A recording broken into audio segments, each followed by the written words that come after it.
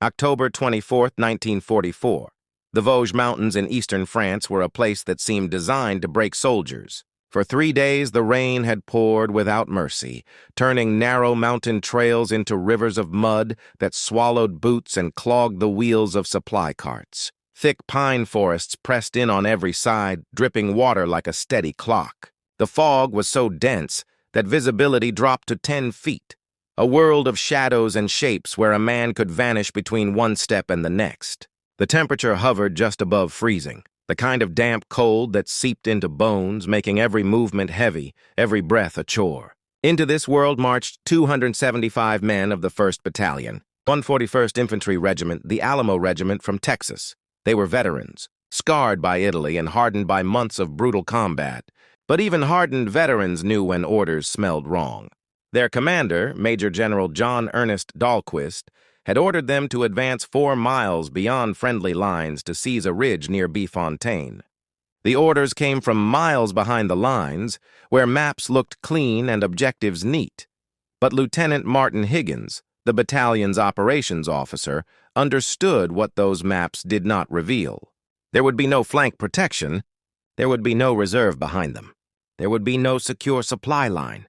The entire advance would rely on one logging road, twisting through miles of pine forest, a road that could be severed in minutes by a determined enemy. Higgins muttered to anyone who would listen. "We are walking into a trap."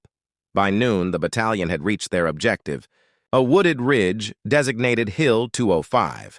They dug shallow foxholes among the dripping pines and waited for the rest of the regiment to link up with them. But that link-up never came. Across the ridges, hidden behind curtains of mist, the German 19th Army waited. General Friedrich Wiese had studied the American movements with patience. His forces had practiced the art of the planned encirclement, withdraw deliberately, let the enemy advance, then close the trap when they were too far in to pull back. The moment the Texans settled on Hill 205, German jaws snapped shut. The 201st Mountain Battalion seized the high ground overlooking the ridge. The 903rd Grenadier Regiment moved behind and cut the supply road. Additional forces sealed the remaining approaches. In the space of hours, the Alamo Regiment's 1st Battalion found themselves surrounded by as many as 8,000 German soldiers. The forest itself became part of the enemy's arsenal. For weeks, German engineers had prepared defenses. Trenches zigzagged across the hillsides. Bunkers had been carved into reverse slopes, immune to counter-battery fire. Thousands of mines lay hidden, some made of wood so they could not be detected by Allied minesweepers. Worst of all was the German mastery of tree-burst artillery. Shells were fused to detonate in the canopy, shredding branches into spears and sending steel fragments raining down into foxholes. Dugouts that should have been safe became killing pits. By nightfall on October 25th, the battalion knew they were trapped. Inside the perimeter, life quickly turned desperate. The men had carried only combat loads, ammunition, and rations for 3 days at most. Water was the most critical shortage. The only nearby stream lay 60 yards outside their perimeter, in full view of German machine gun nests. At night, soldiers tried to crawl out, pressing themselves into the mud as tracers zipped overhead, praying they could fill a helmet or a canteen before being cut down. Many never returned. Ammunition grew tighter with every passing hour. Riflemen counted their remaining clips. Machine gun crews rationed each belt. Mortar sections soon had almost nothing left to fire. Hunger gnawed at stomachs until men chewed pine needles just to quiet the emptiness. German artillery never stopped. Shells rained down at random intervals, day and night, denying rest. The forest echoed with screams, splintering wood, and the dull crash of explosions. The stench of blood and wet earth filled every shallow hole. Men learned that no position was truly safe. Their only connection to the outside world was a single radio. Radio operator Erwin Blonder clung to the SCR-300, its batteries fading with each transmission. He could only afford to send 2 brief messages each day, and with each message his tone grew more desperate. Low on water. Low on ammo. Casualties rising. Request immediate relief. Division headquarters responded with promises, but promises did not break encirclements. The high command tried resupply from the air. P-47 Thunderbolts braved the fog to drop supplies by parachute. In the thick forest, most of the packages vanished. Some snagged in treetops, others drifted into German positions. Of dozens dropped, only a handful reached the battalion. The men tore into them with frenzy, sharing what little food and ammunition they recovered, knowing it was never enough. By October 26, the Lost Battalion, as they would soon be called, was already at the edge of collapse. Relief had to come soon, or they would vanish in the mud and pines of the Vosges. Other American regiments tried to break through.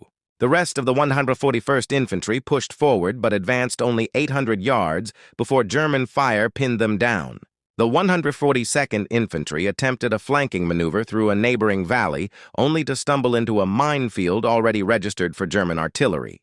Men were blown apart where they stood. Survivors crawled back under fire, leaving behind a valley littered with twisted bodies. Rescue attempts had failed. It was then, on October 27th, that General Dahlquist made the decision that would define his legacy and shadow his name for the rest of his career. He ordered the 442nd Regimental Combat Team to rescue the trapped battalion. His words, recorded by his aide, were simple: "Get them out at any cost." The 442nd had just been pulled from combat only 36 hours earlier. They had spent 9 continuous days fighting to liberate the towns of Bifontaine and Bruyères. Their ranks were thin, their weapons battered, their uniforms still soaked from the last engagement. They had not yet integrated replacements, not yet had time to rest. Many still wore summer gear despite the freezing conditions. Yet Dahlquist's order was absolute. The 442nd was unique among American units. It was segregated, made up almost entirely of Japanese-American soldiers, Nisei, second-generation immigrants.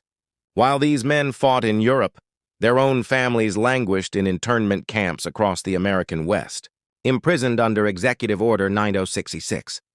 Their loyalty had been doubted, their citizenship questioned, but they chose to serve anyway. Their motto, taken from Hawaiian pidgin slang, was "Go for broke," meaning to risk everything on one desperate throw. In Italy, they had already earned a reputation for reckless courage. Their 100th Infantry Battalion had fought so hard it was nicknamed the Purple Heart Battalion. In 6 months, they had earned more decorations than most units received in years. They were already legendary, but they were also heavily bled. And now Dahlquist was sending them again, into the teeth of a German army dug into some of the strongest positions in Europe. At 4 in the morning on October 28th, the 442nd began their march toward the trapped battalion. The plan called for the 100th Battalion on the right flank, the 2nd Battalion on the left, the 3rd in reserve, with the 522nd Field Artillery in support. The weather was merciless. The ground was a sucking swamp of mud. Every path was mined. German artillery had every approach registered. Just after dawn, the lead elements of Company E moved forward.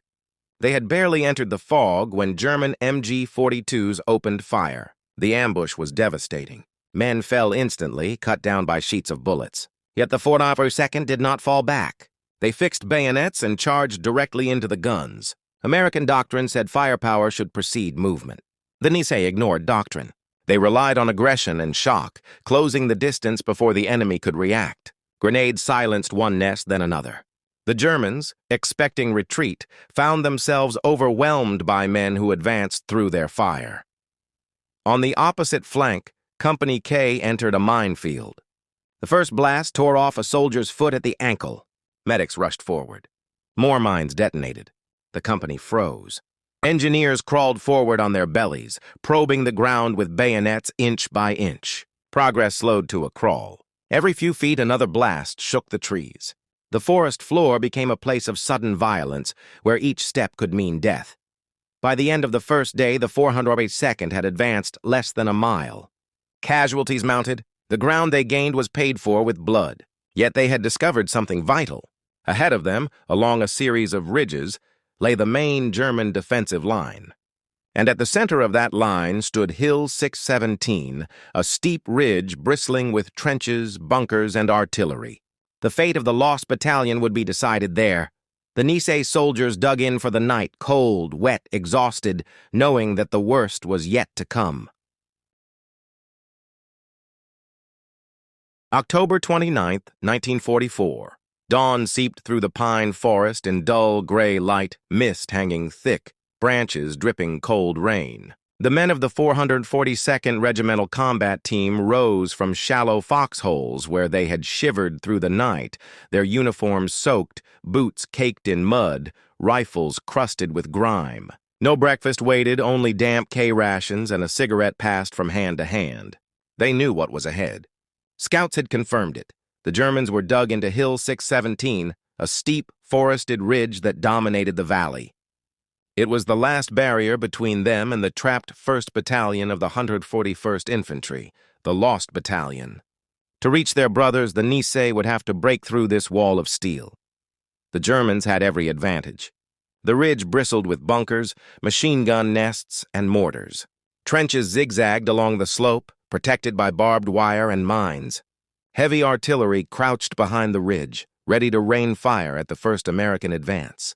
The men of the 933rd Grenadier Regiment were experienced, disciplined, and determined to hold. They knew the terrain. They had prepared it for weeks. They had slaughtered every previous relief attempt. They did not believe anyone could take Hill 617. At 0700 hours, the attack began. The 100th Battalion advanced on the right, the 2nd Battalion on the left, supported by the thunder of the 522nd Field Artillery behind them. Shells screamed overhead, slamming into the ridge, ripping trees apart, filling the forest with flying splinters. Under this cover, the Nisei infantry charged forward, but the fog betrayed them. Visibility shrank to 20 yards.